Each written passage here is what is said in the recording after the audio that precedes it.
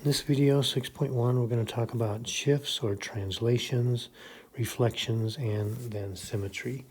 So we're going to look at the graph of y equals e to the x and then compare that to what happens when you add 2 in the green function, e to the x plus 2, and what happens in the blue function when you have e to the x minus 2.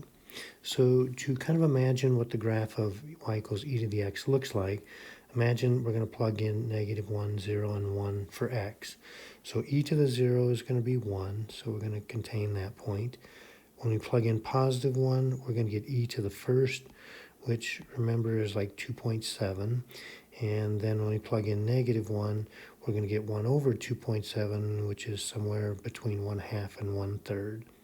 So here is our parent function. This is our e to the x graph.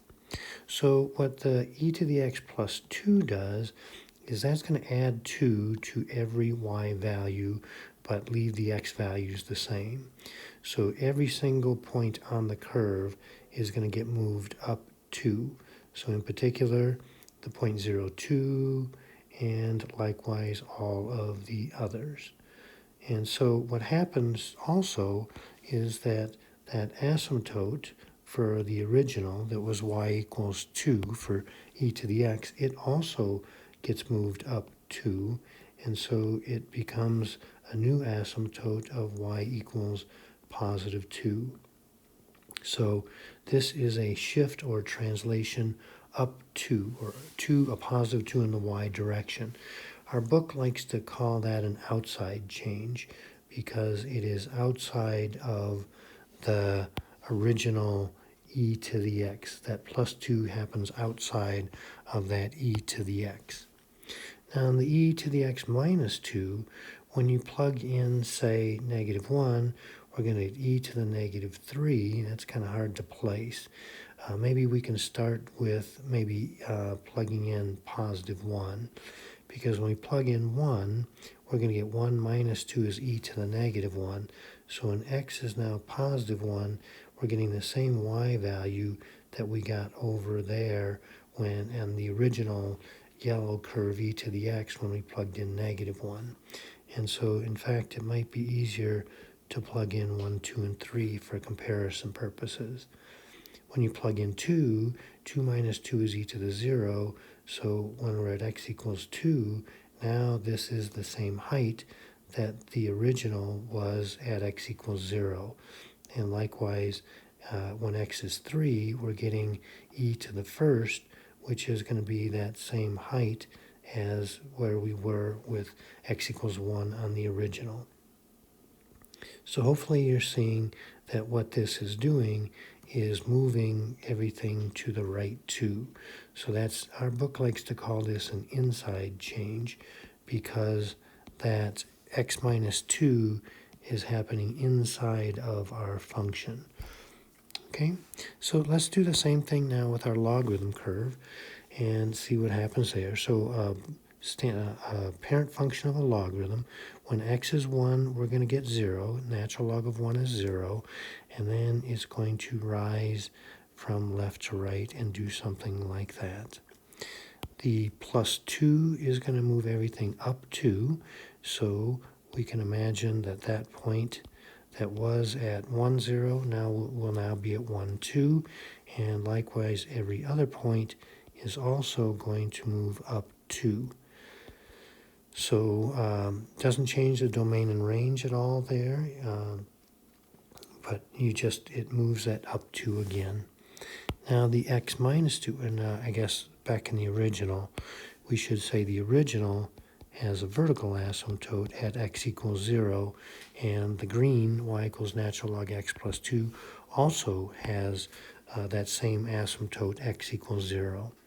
But now this inside change, this x minus 2, is going to move every x value over 2 to the right.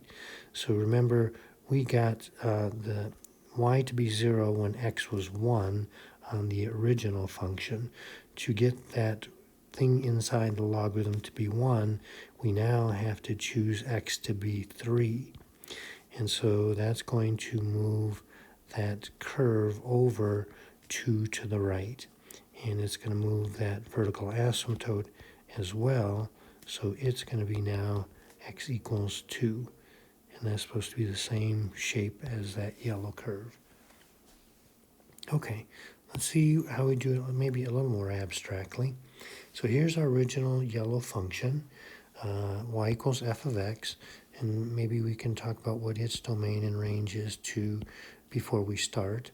So the domain is going to go from -2 on the x to +1 on the y. So we can say -2 to +1. And the range is going to go from -1 to +2. So there's our original domain and range. Now this y equals f of x minus 1 means we're going to move everything to the right. And so this value, or another way of thinking of it, to generate this point here, to get an x value of -2, we're going to plug -1 in for x. So that's going to generate that same point. And likewise, we're going to move every point over 1 to the right. And so this is going to be our f of x minus 1. So its domain, notice, is going to get moved everything to the right one as well. So its domain is now going to be -1 to +2. The range is totally unaffected by this because this was a change in the x direction. So its range is still going to be -1 to 2, as you can see in the graph. Now the blue curve, f of x minus 1, is going to move everything down 1. All of the y values are going to have 1 subtracted from them.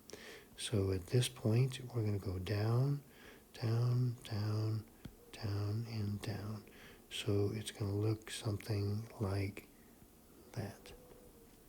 Okay, so its domain, did I do that right? I don't think I did.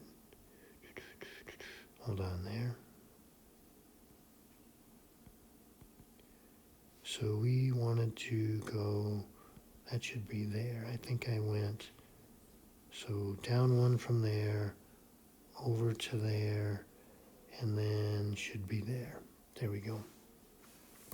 So the domain is unchanged, so it's still going to be -2 to 1, but the range now, everything's been moved down 1, so now for the blue function, we're going to go from -2 to 1. Okay, I'm going to try to move the screen up here a little bit. So we're going to do some combinations of these various things. So the order that you do these in does matter. Let's think for a minute. Our parent function, y equals e to the x. I'm going to put it in as a dotted line here.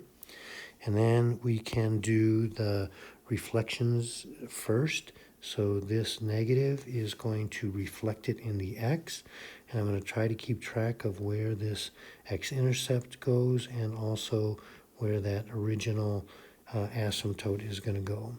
So reflecting that in the x is going to move that y intercept down to 0, -1, and make the shape look something like that.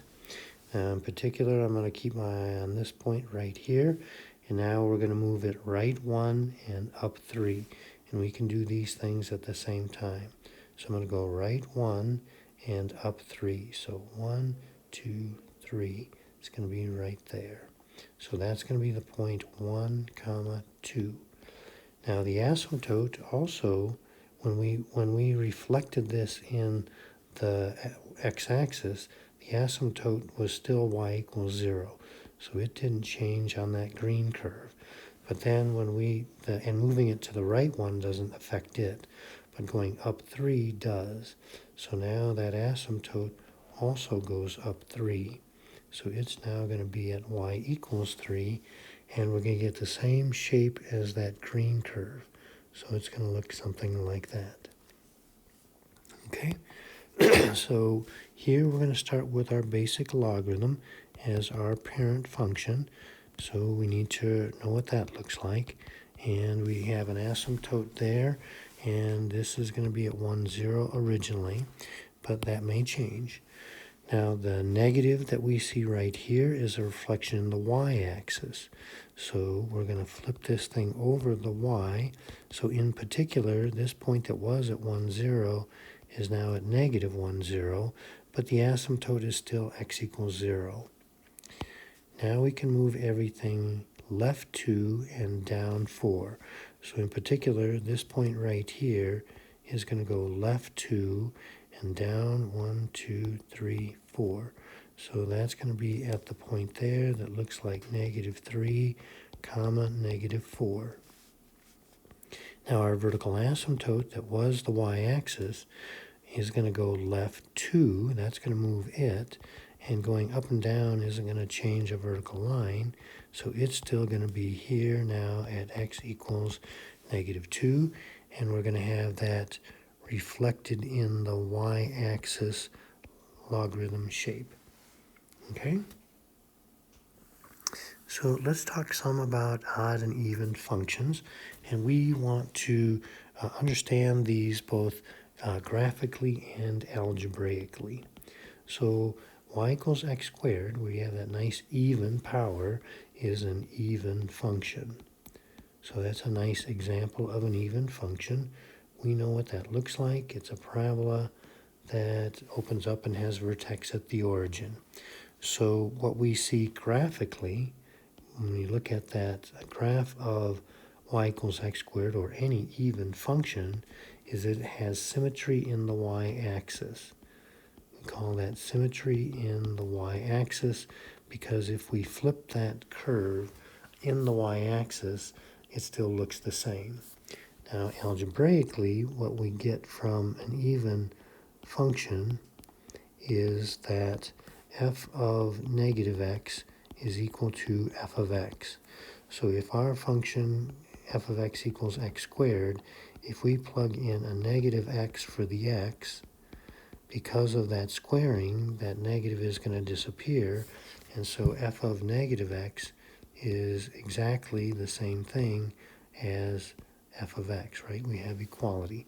That's an algebraic test for an even function.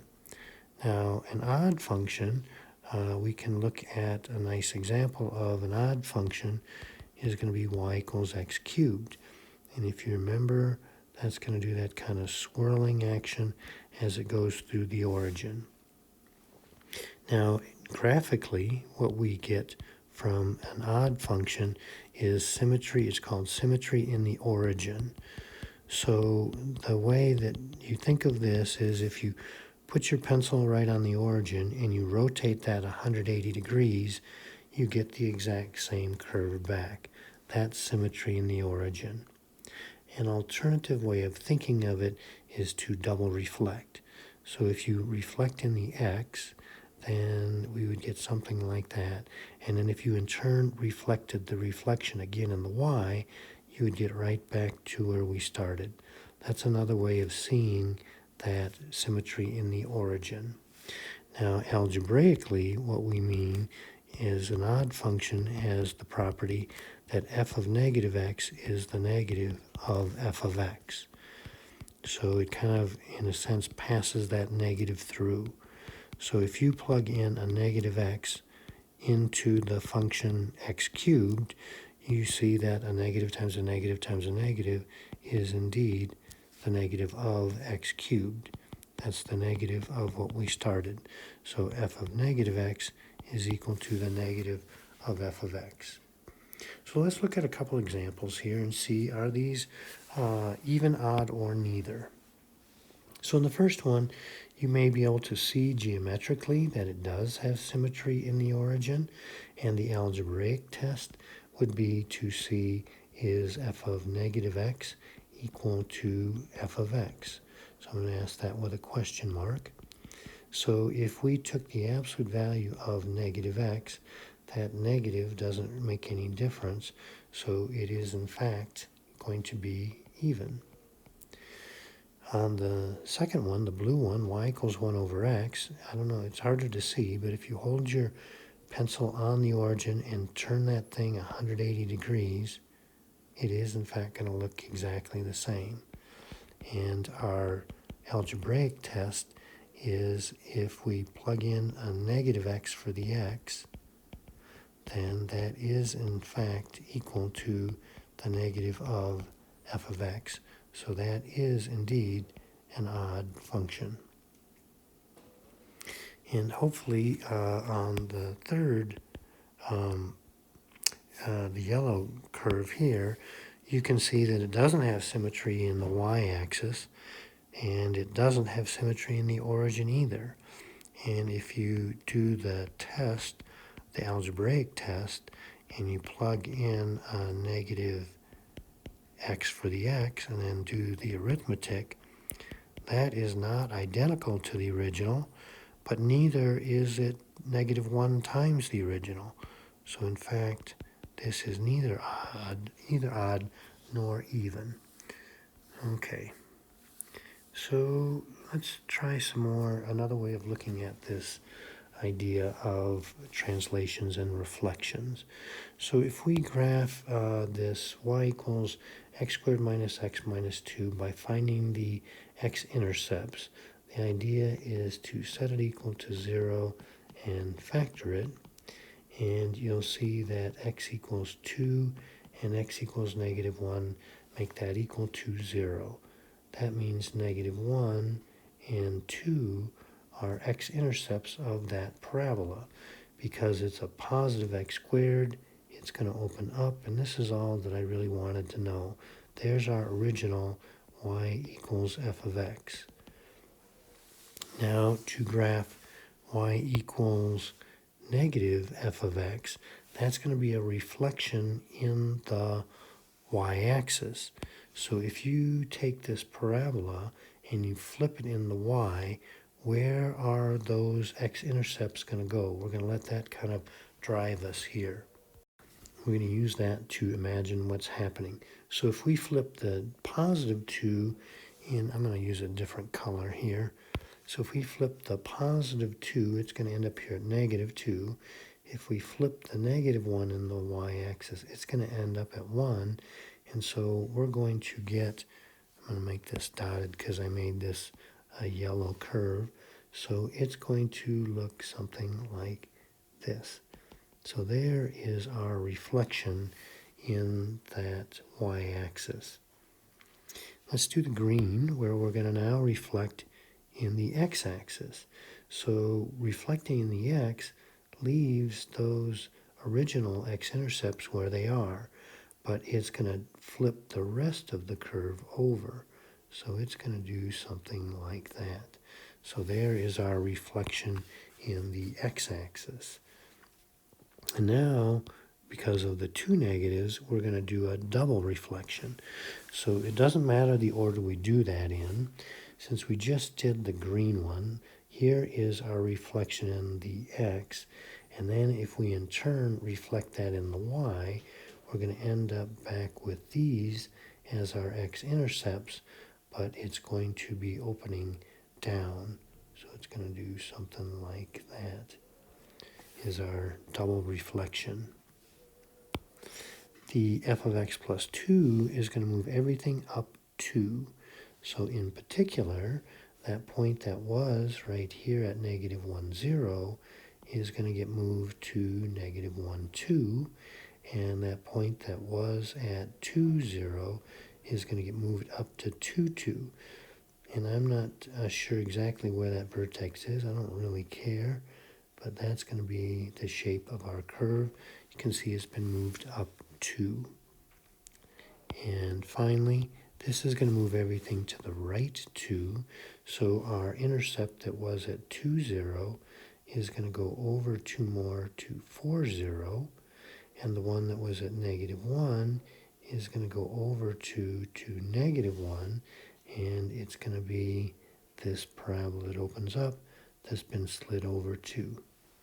Okay, so let's take a different look on this, a little different slant on this. If we know that our original curve has a point at negative 3, 5, so I'm just giving you the visual here. So there's our point. Then if it's going to be even, if we're going to look at the even function, that's going to have to be symmetry in the y-axis. So if we flip this point over the y-axis, it's going to have to land at this point right here, which is going to have x-coordinate positive 3 and the same y-coordinate 5. The odd function is going to be symmetry in the origin, so you can either imagine holding your pencil on the origin and rotating 180 degrees, or it might be easier, I don't know, if you do a double reflection. So if we reflect here like we did, and then also reflect in the y, then we're going to end up at a point that's got 3, -5. Notice it changed the sign of both of the original coordinates. Okay. Another new idea here, something we're going to be talking about more in the future as well, is suppose we have a function whose domain is -3 to 2 and whose range is y greater than -1. So how does the domain and range change, if at all, if we do a reflection in the y-axis? So if you can visualize that, reflecting in the x-axis, that's a reflection in the x-axis. So if you take that curve and reflect it in the x, the domain is not going to change at all. It's still going to be -3 to 2, but the range is going to get flipped in that x-axis. So if we did have originally everything above -1, now we're going to get everything below +1. So our range is going to be y less than 1. We have to think about that. Reflecting in the y-axis is going to flip our x values. So we're going to go from our domain is going to change and be -2 to +3, but our range will be unaffected. So it's still going to be the y greater than -1 that we did in the original function. The translation 3 to the right is going to move everything in our domain right 3, so that's going to make that go then from 0 to 5 for a domain, but it will have no impact on the range. It will remain as it was. The f of x plus 4 is going to move everything up 4. That's not going to change the domain at all, so it's going to be the same as the original, -3 to 2, but it is going to change the range. Everything goes up 4. That's going to make this be y greater than 3. All right, very good.